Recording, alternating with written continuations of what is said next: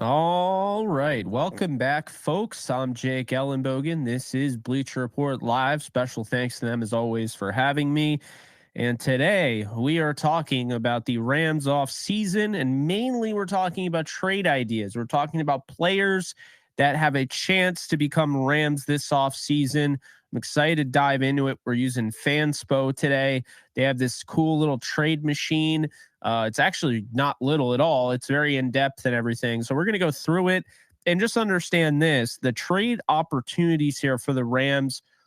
We don't exactly know what they're going to look like. We don't know who is going to get franchise tagged and whatnot. We don't know, who they can sign, who they can't sign. So that stuff is going to become clear to us over the course of the next month or so. But until we know for sure, let's do what we do and just come up with some scenarios here. So first and foremost, the Rams, I think, need an edge defender. I've been saying this for quite a while. They need an edge defender, and they need a not just a good edge defender.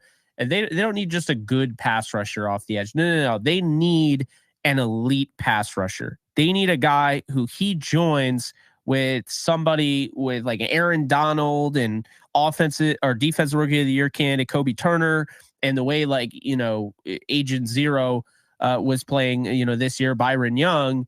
And he's going to complement not just the defense, not just the team in general, but whoever you go out and get is going to kind of change the course of a game. They can force those takeaways, whether it turns into a bad pass interception or a forced fumble, a strip sack.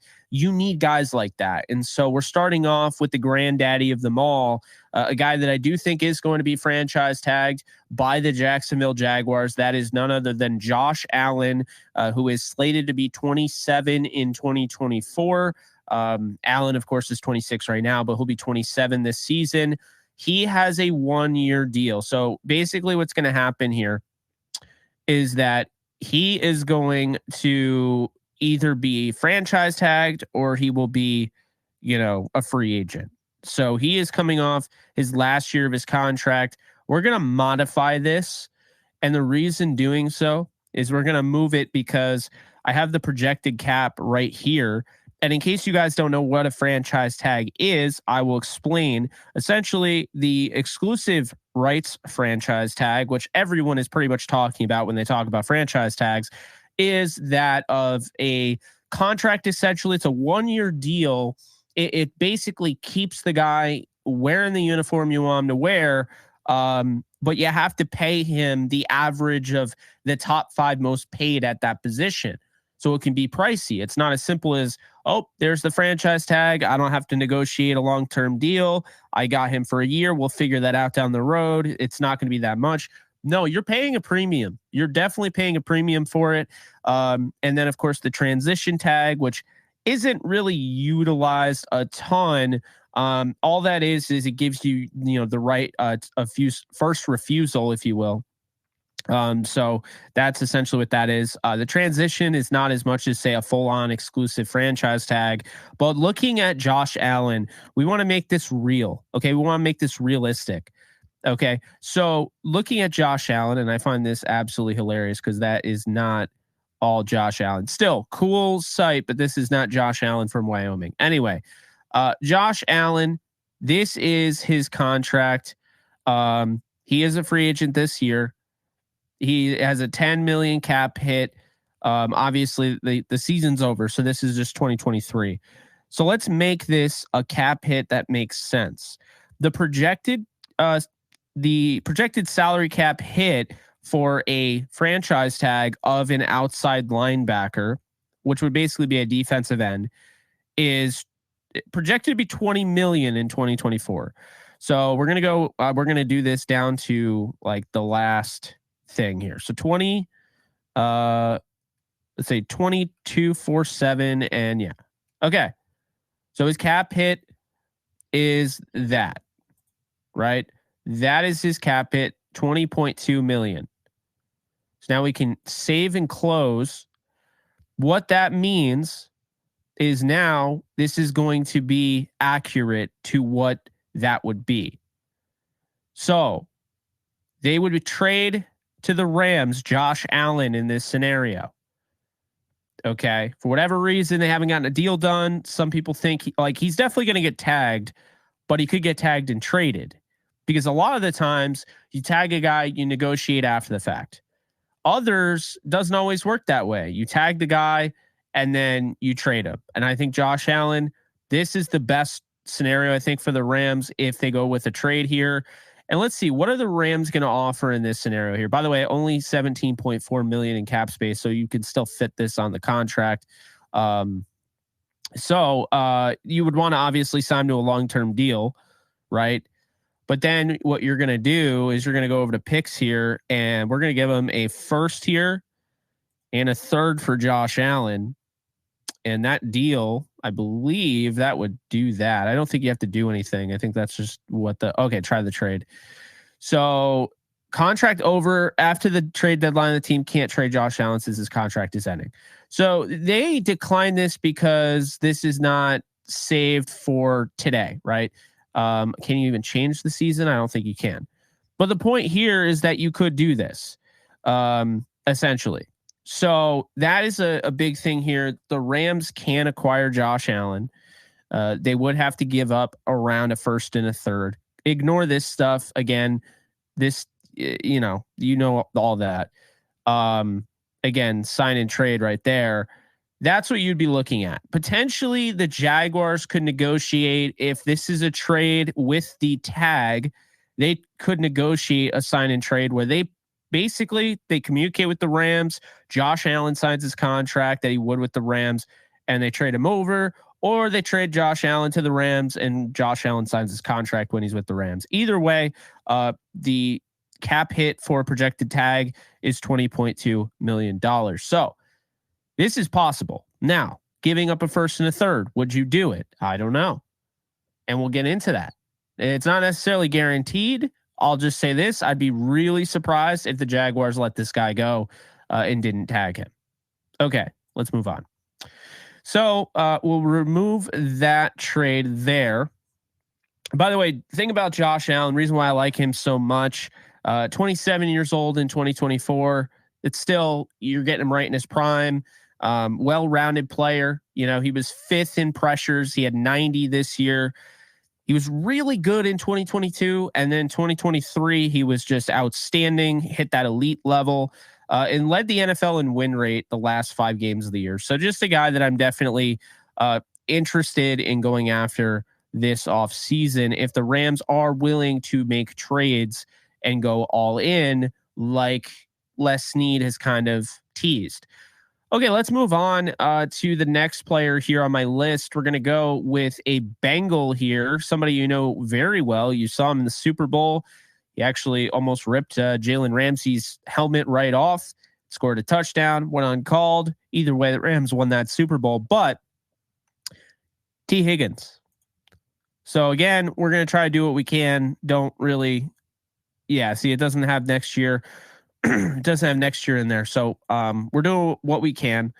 But T. Higgins, just kind of giving you, an illustration here of what this would cost. Higgins obviously wouldn't cost $2.9 million. So looking at Higgins, a tag and trade, because again, if he doesn't get tagged, the Rams could sign it. But if he gets tagged, it's going to be a $20.7 million cap hit for 1 year if the Bengals do tag him. And if they trade him, they can do that. So I have in this scenario here, this is the second idea. Higgins goes to the Rams. Now, this is where it gets interesting because I think that they could acquire Higgins for either just a first or a second and a fourth. They don't have a fourth. So essentially this could be like a second and a third here. That would be an interesting trade there. However, let's think about something else. What if the Rams, I'm not condoning this. I'm not saying this is what they would do, but what if the Rams decided, look, we love you, but we're going in a different direction. And who am I talking about? None other than, and I'm looking for him now. Where is he? Talking about Cooper Kupp, folks. I mean, I could kind of see it. I don't know why I'm missing him. but I could see a Cooper Kupp trade. I really could. Not saying I want it. Not saying I want it, but I could see Cooper Kupp going to the Bengals for T. Higgins. Now, Higgins is going to be 20. He's 25. He turned 25 today. Okay. He'll be 25 this year, the whole season. So he turned 25 today. Happy birthday, T. Higgins. He's likely going to be franchise tagged. So what does Cooper Kupp do here? Yeah, Cooper Kupp's been banged up. Cooper Kupp has a big cap hit, right? But what's the deal? Well, here's the thing. If you trade Cooper Kupp, it does lighten the load a little bit. I would say Cooper Kupp, a third this year, and then maybe a second in 2025. I'll say a third in 2025. If you traded Cooper Kupp a third this year and a third the following year for T. Higgins, I think you'd get T. Higgins. I don't know if the Bengals want to bring T. Higgins back. This team is ready to win. You know, they were a Joe Burrow injury away. Like if he didn't get hurt, they would probably have been, you know, in the damn thing this year. So I'm not saying I would want this because I have kind of mixed feelings. I have serious mixed feelings about trading away Cooper Kupp, but I could see something like this and you just decide to go in a different direction. Higgins is a solid run blocker in his own right. You got to be able to block to be in that offense. Freakish 50-50 ball production, incredible catch radius. Injuries plagued him this season too. So maybe you take a little bit off because of the Kupp injury. But Cooper Kupp, a third rounder in 2024, a third rounder in 2025 for T. Higgins. You'd be getting 5 years younger. You'd be getting a guy that, right now is somebody that can be a legit deep threat. Again, I don't know if I would do this 100%, but this is an idea I thought of. And if not Cooper Kupp, then you go with the 4 wideouts or the 3 wideouts. You just go, you bring T. Higgins to the Rams. You don't move on from Cooper Kupp. And, you decide, all right, I'll just go and I'll give a second and a third for T. Higgins. And now, you have Higgins, you have Kupp, you have Puka Nacua, you have Tutu Atwell. And now you just basically you decide, all right, we moved on from Demarcus Robinson. But the Rams are going to have spending money this offseason where they can make a decent trade. So that's something to keep in mind. Am I a fan of trading Cooper Kupp? No, I'm not on that plane. I actually believe he's going to turn it up next year, and he was never at any point really healthy this year. So I think if they could get T. Higgins with Kupp, with Atwell, of course, with Nacua, I would do that. I might push back a little bit trading away Cooper Kupp. He's one of those guys you don't trade away, just like Aaron Donald. You don't trade away guys like that. You don't trade away Stafford. So I'm not really a fan of trading Kupp. I just figured I'd mention that. All right, let's move on to another team here. And this is a team that I don't know if they are going to tag him because, first off, the Rams offered multiple picks for Brian Burns back in the day. Well, what if they go out and they get him this year, this offseason? Brian Burns is a Ram. Okay. Well, what do you have to give up to get him? I honestly think his value is kind of fallen off. Okay. I love Brian Burns, and the guy will be 26 in 2024. So he's still really young. He's more of a pass rusher than an edge defender. He still needs to get better at stopping the run. And I think just the thing right now is he was 45th in pressures this year. He played 16 games, and he only had 1 more pressure than Michael Hoyt. So I'm sitting here thinking, I don't know how I feel about forking over a ton of, draft capital for a guy that had 1 more pressure than Michael Hoyt.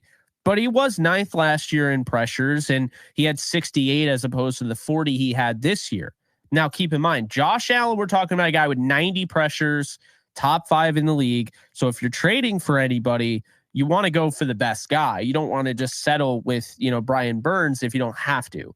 But Brian Burns, let's see, how does this happen? Well, I think the Rams would have to give up a 2nd and a 5th for Brian Burns. So we'll say a 2nd and a 5th. Brian Burns comes over to the Rams. The money is going to have to be there. Now, this is the intriguing thing because they don't come up with a deal, right? if they tag him, which this is why I don't think it's as likely as some of the other guys. You can't just tag Brian Burns. You have to understand you tagged him last year. So when you tag a player, I believe it goes up by 25% when you tag him twice. So that's the problem, is that there are things, if you tag a guy before, that's the problem. That will go up.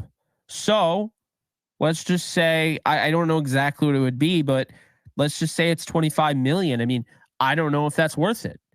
So they might move on from Brian Burns, but the Rams signed him to like a 20 million a year deal. I wouldn't be surprised if that happened. So I could see them making this trade, but I think it's the least likely. I think it's more likely they get Higgins. I think it's more likely they would trade for Josh Allen. But this is another one to consider on the list of trades. So moving on, we have the next one here. Different, very much a different outlook on things. This is going from positions that the Rams need and have acquired in the past. Dante Fowler Jr., obviously. They've acquired Sammy Watkins. They've acquired Brandon Cooks. So I mentioned a wide receiver and an edge. And those are guys that the Rams and Les Snead have gone out and acquired via trade before. However, I don't remember the Rams going out and acquiring this position. And I will say they did, but they did it in a way where the guy played a different position instead of the one that was being acquired. And who am I talking about, folks? I'll tell you who I'm talking about. I'm talking about the safety room, and I'm talking about the Tampa Bay Buccaneers, and I'm talking about Antoine Winfield Jr. Okay, and I just need to find him on this thing. But Antoine Winfield Jr., folks, I think Winfield Jr., outstanding player. I think right now the Rams are in a position where, let's be honest, they are trying to create a defense this offseason that can force more turnovers, that can get the ball back to Matthew Stafford in the offense and put more points on the board. Okay? So, Antoine Winfield Jr., going to be a free agent, likely going to be franchise tagged, will be 26 in 2024. Just an all-around safety, one of the best in football. I think when you see what Jesse Bates meant to that Falcons defense this year, then you see the justifiable need to go out and get somebody that can patrol the safety position the way he does it. Fantastic tackler, one of the best in the league in run support, best blitzing safety, I would say, by a while. And, looking at the coverage ability, I think he's got outstanding coverage ability, but also I think he can be a ball hawk. This is somebody I think if he forced like 7 total takeaways, I wouldn't be surprised. So what would that cost? Well, the Bucs likely going to tag him would pay $16.2 million. Jesse Bates got paid around that. Could you justify the Rams paying that much money? Not normally to a straight up safety, but when you have a safety that can do everything the way Antoine Winfield Jr. does, a safety that could break open the game, a safety that can get the ball back to your explosive offense, I think you can justify it. But what would it cost? Positional value, do you give up a first rounder for a safety? I'd say absolutely not.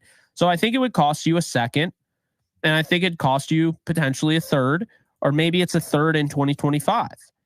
And that could get you Antoine Winfield Jr.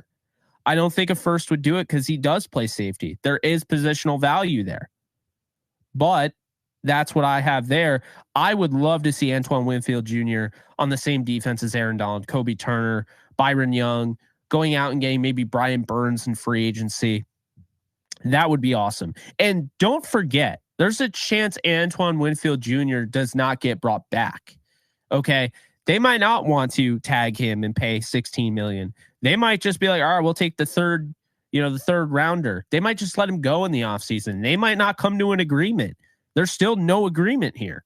So he might want to play somewhere else. It's certainly possible. I would never rule that out. But Antoine Winfield Jr. is somebody, you talk about how important Honey Badger was to that Chiefs team, how great he is as a player. Well, Antoine Winfield Jr. is a 2 times Honey Badger, where he is double the type of player that Matthew was, in my opinion. I think he's just a better version I mean, this guy is all over the place. Again, he's one of those guys you have on your defense, and you have an elite player. You're going to be able to turn the ball over, or take the ball away, and that's what the Rams' goal should be this year. Make no mistake about it. The goal this year should be defense, take the ball away. Defense, generate more possessions for the explosive offense. Offense, you want to keep that offense, together. You want to bring back most of those guys. So that's how I feel there. Okay. So we got two more here.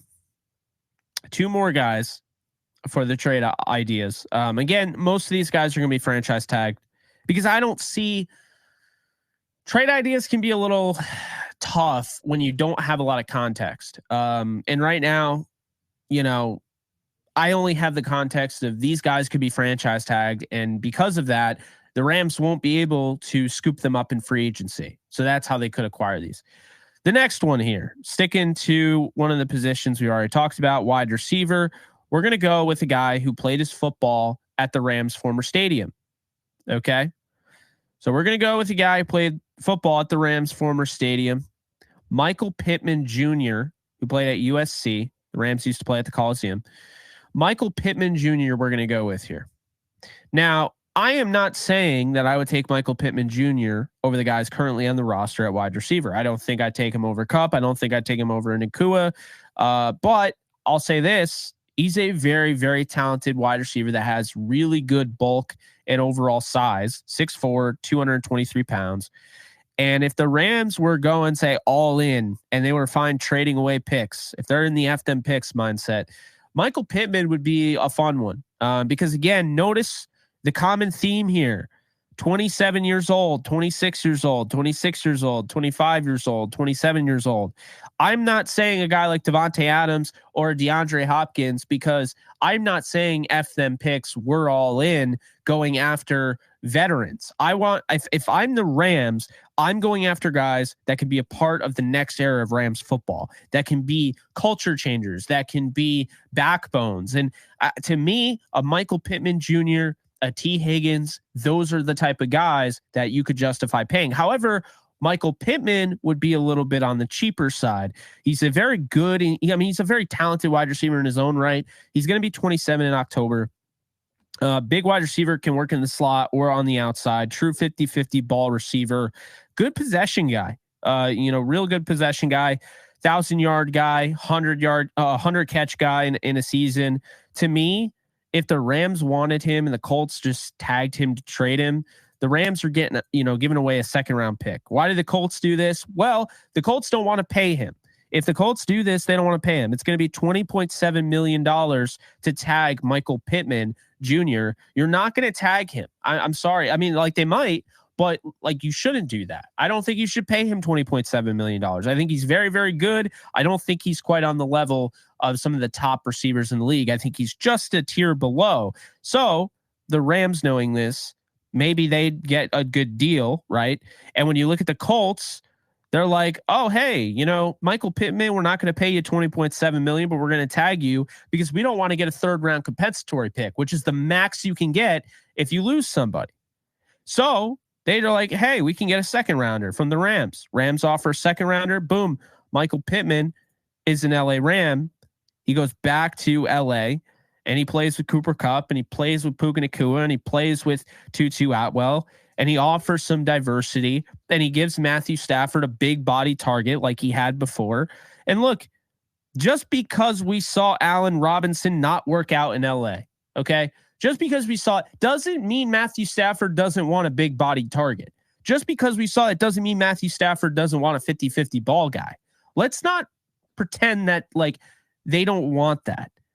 I mean, if T. Higgins is a possibility, they're going to push for that. If Michael Pittman is a possibility and you're only giving up a second-round pick to draft a 27-year-old wide receiver who you have for the next half decade, I think the Rams are going to do that. I mean, solid blocker. So is T. Higgins. I think T. Higgins is the better blocker. I think he's an overall better player. But T. Higgins, you're paying more, whereas Pittman, I think, would just be a second-rounder that you could, sign and trade. The Colts win because they get a second rounder instead of a third that they'd have to wait for. They get a second rounder right now in the upcoming draft.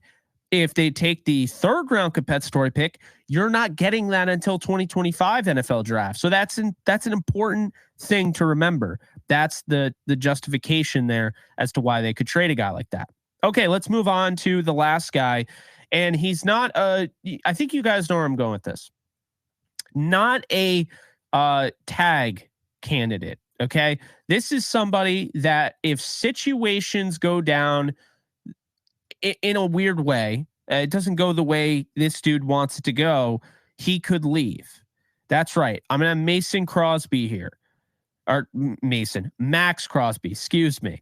So Maxx Crosby going to the Rams. First off, got to say the Rams should have drafted him. Big fan of his coming out of Eastern Michigan. Was so fun to watch. He actually came on my show back when he was a prospect. So I've always been a fan of Maxx Crosby. And when you look at like what he's done, I mean, he's one of the best edge defenders in the league. He's got great size for the position. He's only 27 years old. He's 4th in the league in pressures. He's one of the best in the game. I mean, stout run defender. He leads the league in defensive stops at edge. But he did kind of allude to the idea that he could request a trade, force his way out if they don't hire Antonio Pierce. Now, I understand some people aren't going to like that. I personally side with him. This is a team that is now down. They have their 2nd interim head coach in 3 years. They had Rich Bisaccia. He left. Now they have another interim head coach who does even better. I think Bisaccia almost made it to the playoffs, though, to be fair. But I thought Antonio Pierce did a great job and belongs in Vegas. He deserves to be the head coach. And Maxx Crosby and the rest of the players, they believe that. So if Crosby doesn't get his way, there's a chance he leaves. And if there's a chance he leaves, the only way he can leave is if he's traded because he's under contract. And I can show you exactly why. We'll go right here. Crosby, he is under contract until 2026. So this is a pre-existing contract here the Rams would be taking on. Cap hit $24 million. This year, 27 the next year, and 27 in the following year. You'd still be getting him. You'd have 3 more years of his contract, but I don't think he would cost that much. It would still be a lot, but you're not talking about multiple first-round picks. I think it would cost. They would get Crosby, and the Rams have to give up a 1st and a 3rd. And if they wanted to draft Crosby in the 1st round and give up a 3rd rounder, I think they'd have Maxx Crosby. Again, I only think this is possible if they don't bring back Antonio Pierce. If the Raiders do not bring back Antonio Pierce, then I absolutely think this is possible. If the Raiders do bring back Antonio Pierce and they do hire him to be the full-time head coach, not just an interim, then I think this makes things a little interesting. And I wouldn't be surprised no matter what happens. I think that's what we have to look at. So, kind of looking at that, I mean, just some thoughts. And, I'll say this. I think there are a lot of opportunities, when it comes down to it. There are a lot of opportunities for the Rams to upgrade their roster, a lot. And I think there are a lot of people that really like the idea of getting an edge defender, which I think at this point, the Rams really need to go and grab an edge defender that can kind of take over the game, that can be a game breaker, if you will. And I mean, going through the list that I made, Josh Allen, to me, that's the number 1 target. If you're trading, obviously, if you sign an edge defender, Brian Burns becomes available. They don't, tag him or whatever. Fine. Brian Burns is probably a Ram. They already showed interest in the past. But if Josh Allen doesn't get tagged, he would be a Ram, I think. I think they'd go hard after him. And if he does get tagged, like I believe he will, then I think he's a trade candidate. And I think the Rams would really consider giving up capital to go out and get one of those guys. Now, the Rams might also want to protect this 1st-round pick, which I've been told they do. It's why for a while, everyone's saying, oh, just trade up and get Caleb Williams and all that. Even if you fall short, that's not something that's in the cards. So I think that the Rams, when it's all said and done, are going to stay in the 1st round. And I think they're going to test things out. There could be a deadline deal, but I think they're going to get their edge defender in the offseason. And I think they're going to sign one of Danielle Hunter, because I don't think he's going to get tagged. I think Danielle Hunter I think they could sign Brian Burns because his contract would be way higher. You can't tag a guy multiple years. It adds up and it inflates the value to the point you're not getting a deal. It's better off to just let him go. So I think they're going to sign one of Brian Burns, Danielle Hunter, Josh Uche from the Patriots, Bryce Huff. My only issue with Huff, he doesn't play a ton of snaps. And he's really just a pass rusher. Like they don't really, the Jets didn't allow him to really defend the run. He was in there on pass rushing downs. He was a part-time player, if you will. Like pushing it again a little bit, but I love Bryce Huff. But what can he do if he is an every down player? Like, is this going to be the same guy or is he going to fold? Does he need to be a part-time player? That's what I need to know. And that's the only way to know is to find out on your own. But I think the Rams are probably looking at Danielle Hunter. I think they're probably looking at Brian Burns. I don't think they make a trade personally. But these are some trade ideas in case they do. And if they do make a trade, I think it's going to be Josh Allen. If they make a trade for anybody, I think Josh Allen from the Jaguars ends up being a Ram. And I think they do something similar to what they did with Jalen Ramsey and they bring him to LA. And we'll see what ends up happening. But that's kind of where I'm at right now. And keep in mind, you're probably like, wait, Jake, the Rams offered all those picks for Brian Burns. Why is it not as much in this video? Well, the reason being is because these guys have been paid. Brian Burns had 2 years of his deal in which it was very manageable on his rookie deal. So that was value right there. That made it harder to acquire him. But now knowing that you have to pay a guy like that $20 million plus, I mean, you're not going to get as much. That's the thing. Maxx Crosby would command a lot, but you still have to pay him over $25 million. Over a quarter of $100 million. I mean, that's a real thing. So I'd say that. I'd say another thing, corners. I think people, talk about corners. This is kind of a bonus thing I'm just bringing up here. Not saying it's going to happen or not happen. But here's one, right? Jair Alexander. Now I just got to find him. But Jair Alexander definitely becomes an interesting one because I'll tell you right now, he got suspended by his team. Kind of weird. I think he's down on IR. No, he's not. I don't know where he is. Point being, I could see the Rams trading for Jair Alexander if there's not a fit there anymore. I think it's definitely a possibility. There we go. Jair Alexander to the Rams, 26 years old. The Rams send a second, a third. I could see that. Another one I could see, another corner. Someone mentioned it in the comments section over on Twitter when I mentioned that I was going live and talking about this topic. I could see a corner, and I'm not saying it'll happen, but I wouldn't be surprised if it did. I mean, what if it's Surtain? Patrick Surtain. I mean, look, they do that. Rams pay a premium because this is where the value gets big. It's a cornerback. This isn't trading for Jalen. He's 23 years old, folks. 23. So you would offer a first and probably a 2025 first, or a first, a third, and a fifth. And maybe you could get down and get Surtain. I don't know. But these are some options. I'm not saying I would do 100% of any of this. I'm just saying these are some options here that I think are possible. The T. Higgins one is really fascinating. Another one that I just thought of off the top of my head here that I'll be interested to see what happens because there's going to be a new coach there. He may or may not want him. I could see maybe a trade, and let's just take a look at the Falcons. I think you guys know where I'm going with this. And yeah, we're going to go in the direction of Kyle Pitts because he doesn't really get utilized. So with Tyler Higbee on the PUP list, the Rams not having Hunter Long, healthy, they only have one healthy tight end currently on the roster. Now, obviously the offseason roster will have Kalanick and we'll have Forrestal, but the current only healthy tight end is Davis Allen. So maybe the Rams bring in Kyle Pitts, and the Falcons are like, yeah, he's not our regime guy. We'll trade you Kyle Pitts. Can we get a third rounder for you so we can go and get our own? There you go. Sounds like low, but look at Kyle Pitts. I mean, look at his seasons. The guy had, I don't even know what all this is, but essentially, I know this is very fantasy driven. Essentially, he had another really down year. Injuries plagued him the prior year. This year, he had some injuries as well. Only 10 games played.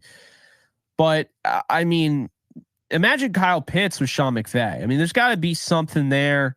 So I'll just throw him. I would do a third. I think a third is fair. But I mean, let's just call it like it is. He doesn't even have I don't even think he has 700 yards the last two games, last two seasons combined. So, I mean, you're not going to get a first back. You spent a first. You'd either have to admit you were wrong about it, which I don't think you were. I just think you never used him. I'd love to grab him and D'Angelo Malone, but either way, that's it. I mean, I don't really see any other offensive linemen or anything like that. I mean, I just think it's so tough to know who's going to be available. I mean, there's potentially a target here with the Jets. Just kick the tires on a Mekhi Becton. You give him the Steelers' fifth rounder, and now you have Becton at tackle. There's a possibility of that. There's also the possibility of not signing free agent. I forgot what I was going to do, actually. Oh, no, I didn't. There's the possibility of being like, all right, who's going to be our backup quarterback? Maybe we'll go after Zach Wilson. And it's they trade for Zach Wilson and the Rams give him a fifth. Now Zach Wilson is a Ram and he, backs up Stafford and you build him up. There's also a possibility of doing something crazy. And I'm not saying they'll do it, but I'll list it just because. What if this team decides, we're going to go with Caleb Williams? The Rams are like, really? Okay, well, we're not really trying to move on from Stafford, but we could do the whole Jordan Love thing with Justin Fields. And boom, Rams get Justin Fields. They give up a third. Fields sits behind Stafford for 3 years. He's 27 when he starts under Sean McVay. I'm just saying, that wouldn't be bad. So I don't know. Fields for a third. I think, Zach Wilson for a fifth, a sixth, something like that. Those are some other trades, but for the most part, the trades that I mentioned before I started kind of just throwing stuff out there at the end that I was thinking of, those are the trades that I put a lot of thought into, and those are the trades that I believe that the Rams could potentially make. Do I think that they're going to make a Justin Fields trade? Not really, but I think this would be a really fun trade because, look, this guy can start in the NFL. I have no doubt about it. I think he should start next year, but God forbid if he didn't, the Rams could get this guy on the cheap. And yes, okay, they'd have to pay him, but if they could just talk him into the plan and, you sign him to a long-term deal and be like, you're the franchise quarterback when Stafford retires. I don't know. There are just some different things you could play around with. Again, I use Fanspo, so, feel free, the trade machine and cap manager. Feel free to check that out. Shout out to them. They made this pretty easy, but, there's some quirks in here every now and then, but it's still really cool. Last thing I'll say, and I might do like a full-on video about this, but I mean, at this point, I would almost consider tagging Kevin Dotson. It would be around 19.9 million. I'd almost consider it. I think he's going to get paid around 17. So, but I'd almost consider tagging him and then just coming to a long-term deal. I will say this though, if you tag a player and now you've told them this is how much they're worth, right? So you tag Kevin Dotson at 19 million. I don't think you're going to get him to sign for 17 million. I think you just told him he's worth 19 million. So that's something to keep in mind. But anyway, guys, I hope you guys enjoyed. Appreciated going over this with you. Appreciate you guys tuning in. And you guys can follow me on all social media at JK Bogan. I will see you guys next time. Take care. And you guys enjoy the weekend. Later, folks.